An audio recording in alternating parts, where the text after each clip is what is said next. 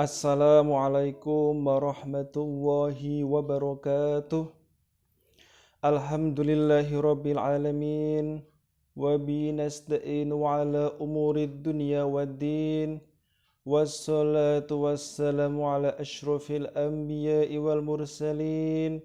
Wa ala alihi wa sahbihi ajma'in, amma ba'du.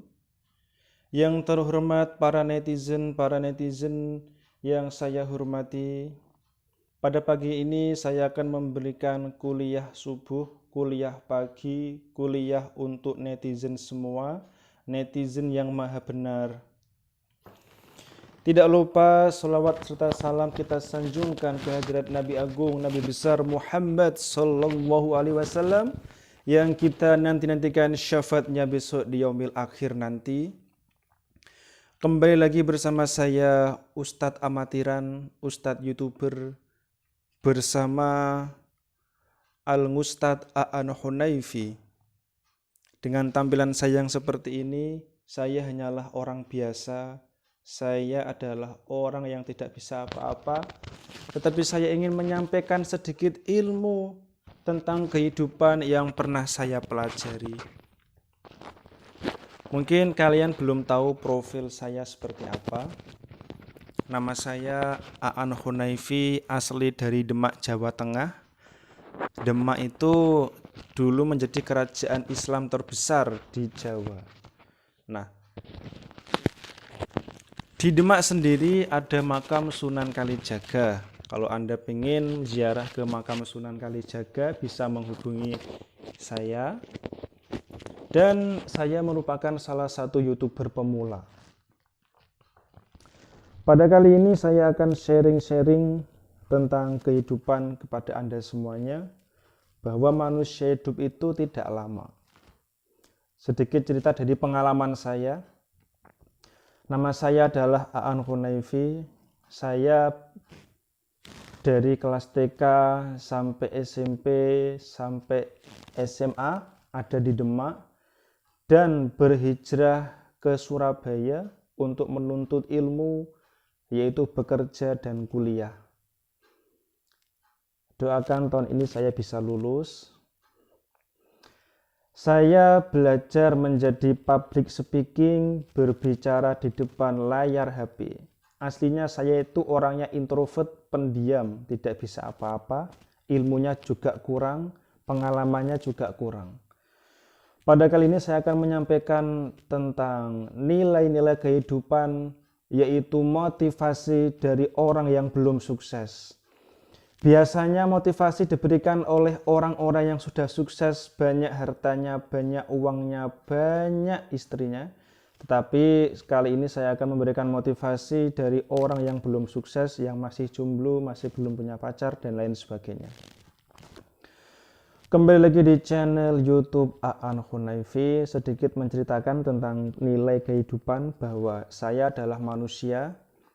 Saya ceritakan saja, jujur, saya detik ini, menit ini menyampaikan bahwa saya sudah tidak punya kedua orang tua.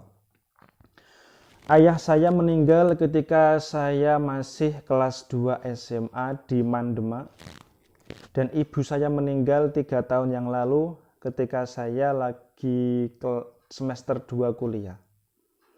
Cobaan, rintangan, ujian sudah pernah saya alami berkali-kali, mulai dari ayah saya yang pernah sakit ginjal dan ibu saya yang terkena sakit autoimun atau penyakit, kalau orang menyebutnya itu penyakit lupus. Nah, dari beberapa kisah pengalaman saya selama ini, memang banyak sekali nilai-nilai kehidupan yang saya alami.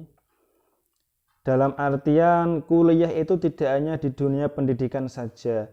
Kuliah itu tidak hanya di bangku sekolah saja, namun kuliah itu ada yang namanya kuliah kehidupan, di mana kita melewati proses kehidupan itu sendiri. Bagaimana kita belajar dengan kehidupan.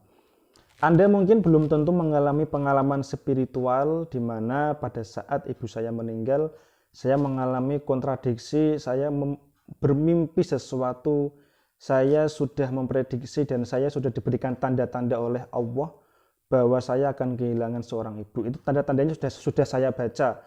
Mulai dari awal tahun hingga akhir tahun saya sudah merasakan ada yang tidak enak. Dan saya pernah bermimpi ada badai seperti kiamat. Dalam mimpi saya itu terbang melayang entah kemana seperti kiamat intinya. Dan ya seperti itulah. Mungkin itu masa lalu bagi saya, tapi masa depan saya itu masih panjang, masih cerah. Kemungkinan saya akan menjadi orang sukses atau tidak, itu tidak penting. Terkadang orang itu selalu mematokkan atau memberi batu loncatan bahwa orang yang sukses itu orang yang harus uangnya banyak, hartanya banyak.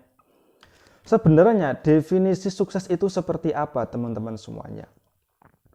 Sukses, terkadang orang itu selalu memberikan patokan, memberikan sebuah asumsi bahwa sukses itu harus pertama kaya. Yang kedua mandiri, yang ketiga mungkin hartanya banyak, istrinya cantik dan lain sebagainya. Bagi saya itu bukan definisi sukses yang sebenarnya. Definisi sukses yang sebenarnya adalah bagaimana kesuksesan itu bisa membahagiakan orang lain dan bermanfaat bagi orang lain. Saya melakukan sebuah riset kecil-kecilan bahwasanya banyak sekali orang yang hartanya banyak, melimpah, tetapi kehidupannya tidak bisa nyaman. Dia merasa ada yang kurang karena nilai spiritualnya tidak ada. Oleh karena itu, definisi kesuksesan yaitu adalah bagaimana kita sudah merasakan kebahagiaan setelah kita berbagi dengan orang lain. Maka Anda kalau punya teman, kalau punya tetangga, kok mungkin dia kok lebih kaya hartanya, pangkatnya lebih tinggi. Jangan terus dianggap dia itu sukses. Belum tentu loh orang yang kalian anggap sukses itu sukses. Karena definisi sukses itu luas, definisi kaya itu luas. Kaya secara material saja, tetapi secara spiritual tidak ada, itu belum dikatakan kaya loh. Contoh, ada teman Anda atau keluarga Anda yang mungkin tetangga Anda punya mobil, punya tanah banyak, punya rumah yang besar.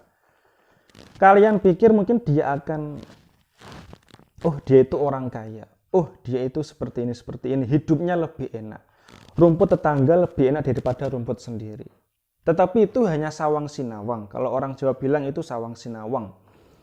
Belum tentu apa yang kita lihat pada orang lain sempurna itu sempurna buat diri Anda.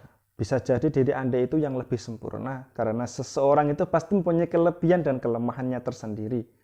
Benar dia kaya, benar dia punya banyak uang. Tetapi kalau esensinya hanya sebuah materi saja itu percuma. Bagaimana kalau kita bisa membarengi antara kekayaan dengan kemiskinan itu dengan patokan yang bukan seperti itu. Kembali lagi kepada motivasi kehidupan pada kali ini. Saya adalah motivator dari orang yang belum sukses. Ini adalah mainstream. Saya memberikan motivasi kepada orang, tetapi saya sendiri belum sukses, belum ada apa-apanya dibandingkan oleh motivator yang lain. Jadi yang membedakan saya dengan motivator yang lain dia sukses, kaya, tetapi motivator yang ini belum sukses, belum kaya, sudah berani memberikan motivasi kepada orang. Karena kita belajar itu dari semua orang, tidak harus kita belajar itu dari motivasi yang kaya, motivasi yang pendidikannya tinggi. Terkadang kita itu harus belajar kepada pemulung, kepada orang yang melakukan pendosa-pendosa. Kita harus belajar kepada PSK, kita harus belajar kepada orang-orang yang rendah, kepada pengemis, kita harus belajar kepada orang yang memungut sampah, tukang sampah, kita harus belajar kepada mereka, kepada beliau-beliau. Jadi motivasi itu kita dapatkan bukan dari orang-orang yang sudah sukses, orang-orang motivator kayak Mario Teguh, Ipus Santoso, Bapak Jamil Azaini, siapa mana? Maria, ya itulah. Jadi Mary Riana, maksud saya Mary Riana tadi. Jadi motivasi itu tidak hanya dari orang-orang yang sudah sukses saja, orang-orang yang sudah berpengalaman dan lain sebagainya. Tapi Anda harus belajar dari dari OB, dari pemulung, tukang sampah, orang-orang yang nilai stratanya itu lebih rendah. Maka motivasi yang paling baik adalah motivasi dari orang-orang yang seperti itu, para petani, para kuli bangunan, itu motivasinya bagus sekali daripada kita melihat motivasi yang ada di TV-TV dengan MLM-nya dan lain sebagainya, dengan harus sukses, gini-gini, target tercapai, gini-gini, harus mindset dan lain sebagainya. Itu omong kosong. Percuma Anda mendengarkan motivasi terkenal dan lain sebagainya. Kalau diri Anda masih gitu-gitu saja, masih menjadi kaum rebahan, ya percuma, tidak ada perubahan. Saya memberikan motivasi kali ini memang hobi saya di YouTube ya, ngomong seperti ini. Entah ada yang tidak suka, terserah. Ada yang suka, ya alhamdulillah. Pada kali ini saya akan menceritakan pengalaman hidup saya yang tadi sudah sedikit saya ceritakan. Dan saya merantau di Surabaya untuk menuntut ilmu, bekerja, dan lain sebagainya. Banyak sekali pelajaran yang sudah saya dapatkan, di mana ujian terberat sudah saya lalui. Seumpama ada ujian terberat lagi, itu enteng. Iman saya sudah diuji, penderitaan saya sudah diuji. Ujian apa lagi? Tidak ada masalah. Bahkan kematian seumpama menimpa saya tidak masalah. Karena saya juga aslinya belum siap, tetapi ya saya sudah mengalami pengalaman spiritual yang sangat panjang, di mana kehidupan itu ya seperti mampir ngombe. Apa yang kita cari di dunia ini? Apa yang kita cari? Harta sudah diberi, istri cantik sudah diberi, anak sudah diberi, mau apa lagi? Manusia di dunia ini pasti keinginannya itu sama. Yang pertama adalah pengen harta yang banyak, pengen diberikan anak, pengen diberikan rezeki yang banyak. Saya itu membacakan, tugasnya itu membaca doa-doa setiap pagi. Doanya ya sama semua. Pinginnya anaknya yang soleh-soleha. Pinginnya itu sehat, pinginnya itu hidup bahagia, sukses, hartanya banyak. Yes. Yang diinginkan manusia ya seperti itu. Keinginan seperti harta, kekayaan, istri, anak, keselamatan, kebahagiaan. Tetapi apakah Anda pernah memikirkan Tuhan, memikirkan Allah? Nah itu. Anda selalu berdoa dengan ego Anda masing-masing, dengan egois kalian yang bagaimana Anda supaya bisa kaya, bisa menumpuk-numpuk harta, bisa mendapatkan kebahagiaan, dan lain sebagainya. Anda hanya memikirkan diri Anda sendiri. Setiap Anda berdoa itu Anda hanya memikirkan diri Anda sendiri. Bagaimana nasib teman-teman kita sesama muslim yang ada di Palestina mungkin, yang ada di luar Indonesia dan lain sebagainya. Mengapa demikian? Karena memang manusia itu pinginnya hidupnya itu berada di dalam zona nyaman atau comfort zone. Tapi itu salah bagiku. Karena hidup itu adalah tantangan. Bagaimana Anda tidak bisa keluar dari zona nyaman? Karena hidup adalah kita mencari masalah, bukan kita itu menghindar dari masalah. Kita hidup di dunia saja itu merupakan sebuah masalah. Filosofinya seperti ini, kalau Anda ada bayi lahir mak cenger, itu pasti menangis. Tidak ada bayi yang lahir mak cenger itu tertawa, tersenyum, tidak ada. Mengapa harus menangis? Karena dunia ini itu terasa panas. Dunia itu sangat panas sekali. Bagaimana seorang bayi itu langsung menangis dan merasakan kepanasan dunia dengan berbagai masalah problematika yang ada. Maka seperti pembahasan saya tentang doa. Kebanyakan orang berdoa itu pengen hartanya banyak, pengen tahtanya naik tinggi, jabatannya tinggi, tetapi kalau sudah ditangkap KPK, mak jeleb hilang kabeh. Pengen anaknya solehah, pengennya itu dengan keegoisannya sendiri, tanpa kita pernah memikirkan Tuhan, tanpa kita pernah memikirkan Allah. Apakah Anda tidak malu setiap hari Anda meminta harta kekayaan, meminta kebahagiaan, meminta kesehatan, tetapi Anda tidak memikirkan siapa yang menciptakan Anda, tidak pernah memikirkan Allah. Nah, itulah kesalahan kita, saya juga merasakannya sendiri. Bagaimana kita berdoa itu harus mendoakan bukan diri kita sendiri tetapi juga orang lain, tetapi juga kita harus berpikir bahwa Anda itu harus tahu diri dan Anda itu harus punya rasa sungkan kepada Allah. Lah iya, mosok bendino Gusti Allah tak jaluki koyo ngene tapi ngibadahku isih kurang. Aku wis dikei nikmat, dikei nafas, dikei kesehatan, tetapi awake dhewe ndonga iku wis ora ana batese. Pengine jaluk urip sing penak. Tanpa kita harus memikirkan Allah itu seperti apa. Nah, dalam hal ini memang kita harus bisa belajar bahwa nilai-nilai doa itu banyak sekali manfaatnya. Maka dari itu berdoalah jika Anda belum sukses. Setelah menceritakan pengalaman pribadi saya akan memberikan sedikit tambahan tips untuk Anda yang mungkin hari ini ada masalah dan lain sebagainya. Saya akan memberikan cara hidup bahagia itu seperti apa. Yang pertama adalah kita akan melewati masa-masa atau fase-fase di mana Anda akan lahir, yang pertama akan menjadi bayi dulu. Setelah itu Anda umur 5 tahun kelas TK. Anda naik kelas 1 SD sampai 6 tahun. Anda naik kelas lagi SMP sekitar umur 12-13. Anda SMA, setelah itu Anda kuliah, menikah, punya anak, Anda usia 40, sudah mulai punya anak, Anda usia 50, sudah mulai mengkerut, Anda usia 60, sudah mulai agak loyo, dan lain sebagainya, dan umur 70-80, Anda harus persiapan. Begitu singkatnya kehidupan ini, di mana roda zaman itu akan terus berputar dengan berbagai fenomena, dengan berbagai macam problematika yang ada. Anda harus menyiapkan semuanya itu karena kita sudah memasuki akhir zaman di mana tanda-tandanya itu sudah terlihat sangat jelas. Mungkin Anda harus mempersiapkan. Kembali lagi ke topik permasalahan tentang bagaimana Anda bisa hidup bahagia. Di mana saya tadi menceritakan fase kehidupan dimulai dari bayi sampai kita berusia tua. Maka kebahagiaan apa yang Anda capai di dunia ini? Apakah harta, apakah tahta, apakah wanita? Apakah Anda bahagia dengan definisi 3 tadi, harta, tahta, dan wanita? Ternyata 3 ini tidak bisa membahagiakan kehidupan Anda. Yang membuat Anda bahagia adalah pikiran Anda dan hati Anda sendiri.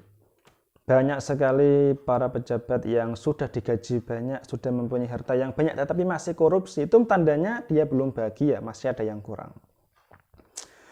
Maka dari itu, esensi atau nilai kebahagiaan kalau menurut saya adalah bahagia adalah bagaimana kita bisa mengkondisikan diri kita terhadap nasib kita sekarang dengan keadaan bersyukur. Kuncinya adalah bersyukur. Kalau Anda sudah memahami pemahaman tentang rasa, tentang syukur, maka hidup Anda akan bahagia. Di mana kekayaan orang itu tidak ada batasnya. Di atas langit masih ada langit, di bawah bumi masih ada bumi. Begitu juga dengan ilmu pengetahuan. Di atas orang yang pintar, pasti ada orang yang lebih pintar lagi. Tidak ada batasnya. Maka apa yang kita cari di dunia ini hanyalah sebuah kefanaan, bahwasanya kita itu adalah manusia yang kekal dan abadi. Kita lahir, meninggal, kita diproses di dunia ini. Jika Anda banyak melakukan kebaikan, maka akibatnya nanti di akhirat Anda akan menemukan kebaikan juga. Saya kalau seumpama disuruh memilih oleh Tuhan, saya lebih baik menjadi binatang daripada menjadi manusia. Mengapa demikian? Tanggung jawab seorang manusia itu lebih besar daripada hewan. Hewan tidak punya akal. Hewan diciptakan ya hidup, mati, tidak ada proses hisab dan lain sebagainya. Kalau manusia hidup itu menjadi khalifah di bumi. Tugasnya adalah mengabdi, terutama adalah beribadah. Kalau manusia sendiri itu tidak bisa menjalankan ibadahnya dengan baik, tidak bisa menjalankan perintah Tuhan dengan baik, maka yang nomor 3 adalah kita akan dimasukkan ke dalam pengadilan. Pengadilan Allah itu lebih adil, seadil-adilnya daripada pengadilan yang ada di Indonesia, yang hakimnya kalau disuap uang 100 juta, ya menang duit. Hukum itu menang duit. Di Indonesia hukum itu menang uang. Mana yang uangnya lebih banyak itu yang masalahnya cepat selesai. Berbeda dengan pengadilan di akhirat nanti. Pengadilan di akhirat nanti adalah pengadilan yang sangat adil, di mana kita hidup itu sudah dipasang CCTV dari sejak lahir sampai sekarang.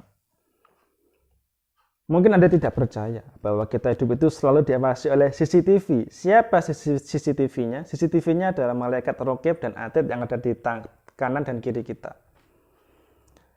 Setiap hari kita melakukan sebuah aktivitas di mana Anda bisa melakukan perbuatan maksiat, melakukan perbuatan kebaikan, itu ada yang mengawasi. Mungkin logika Anda seperti ini. Mungkin Anda berpikir bahwa miliaran manusia di dunia dijaga raqib atid, itu berarti malaikatnya banyak. Bukan seperti itu. Sistemnya bukan seperti itu.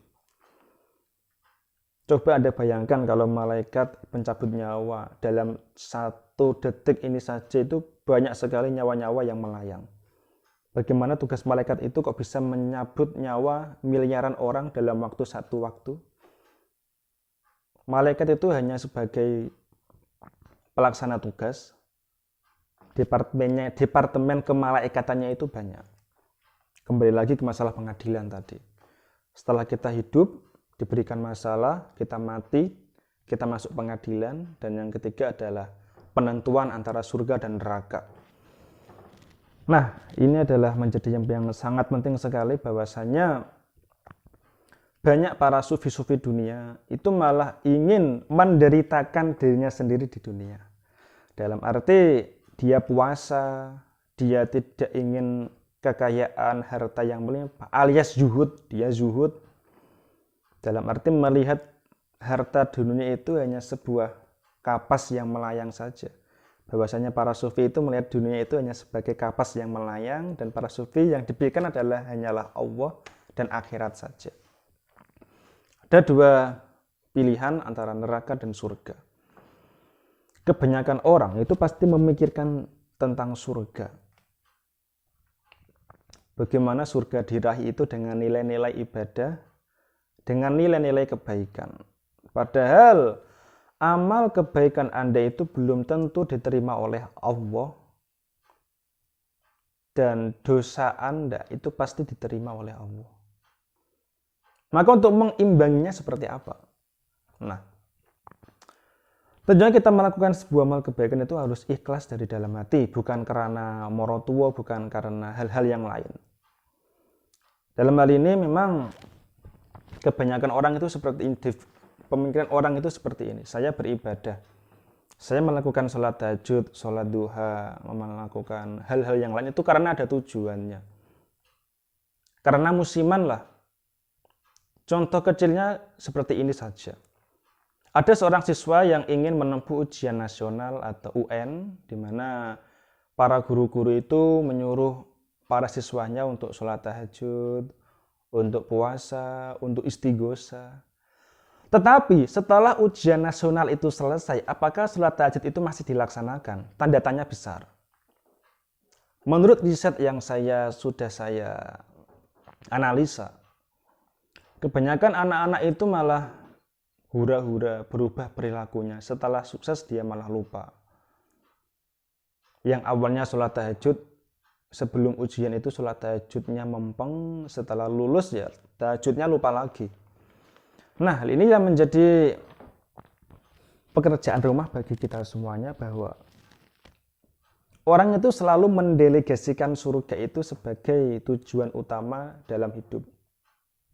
Surga.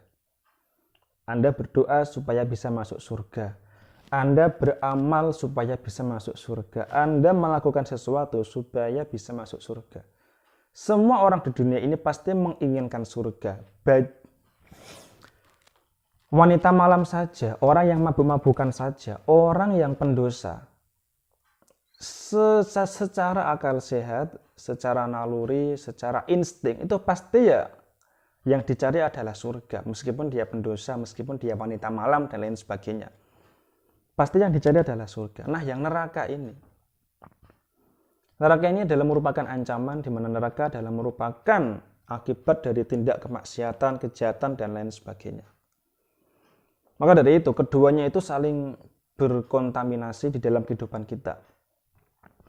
Kalau urusannya kebaikan itu urusan surga, kalau urusan kemaksiatan itu neraka. Hanya dua ini. Tapi ada cerita, mengapa ada orang yang ibadahnya rajin, ada orang yang seorang ulama yang ibadahnya rajin, terus puasanya rajin, dalam hal muamalah, beribadah dan lain sebagainya itu sangat bagus. Tetapi kenapa kok dia masuk neraka?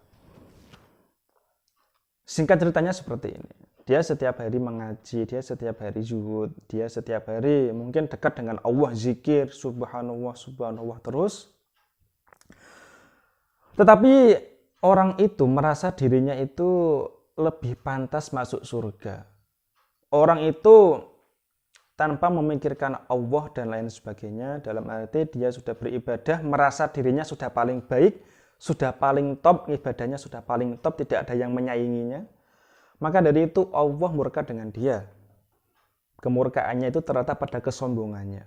Nah, jadi bagi anda semuanya yang mungkin sekarang ini pekerjaannya sebagai ustadz, sebagai ulama, atau sebagai para pemuka agama, janganlah kalian sombong. Ilmu anda itu masih rendah sekali.